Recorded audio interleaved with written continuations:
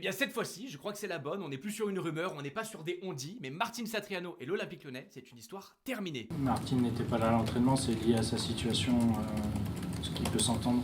Oui, aujourd'hui, c'est pas ici parce que, comme vous, je pense que vous savez, ils partent pour Espagne, pour le Getafe. Alors petite précision, quand le coach dit Getafe, c'est Getafe. Non mais juste qu'on soit clair, on écoute. Après, l'arrivée de Hendrik a compris qu'il a besoin de jouer plus. Et il avait l'opportunité, était aussi bon pour le club et il est parti. Fin. Vous ne m'enlèverez pas l'idée qu'on ne s'était pas trompé humainement sur le joueur, on est quand même sur quelqu'un de remarquable. En plus, et ça j'apprécie beaucoup en tant que créateur de contenu autour de la communauté OL, c'est quelqu'un qui a du second degré, puisque quand je le vanne, il prend le choix de rigoler, contrairement à certains qui prennent le choix de me bloquer, mais chacun fait ce qu'il veut. En revanche, sportivement parlant, je pense que malheureusement, on sera tous assez unanimes pour parler d'un flop. Mais encore une fois, au vu de ses statistiques de carrière en professionnel, je suis persuadé que Martin a d'autres qualités que celles d'un attaquant pur. On doit être autour de 17 buts en carrière pro sur 5 ans. J'entends aussi les arguments sur sa blessure concernant les ligaments, mais il a pas été blessé sur 5 ans, tu vois. Moi, je pense qu'encore une fois, que ce soit Getafe ou ailleurs, s'il accepte de redescendre d'un cran, avec toute la fougue et l'énergie qu'il a, il pourrait apporter beaucoup plus dans sa palette de qualité qu'en attaquant pur et simple, quoi. Il aura quand même marqué cette retournée lors des 75 ans face à Nantes, face à Anthony Lopez, qui restera dans nos mémoires. Mais l'histoire s'arrête ici, bon vent et tout le meilleur pour le reste de ta carrière.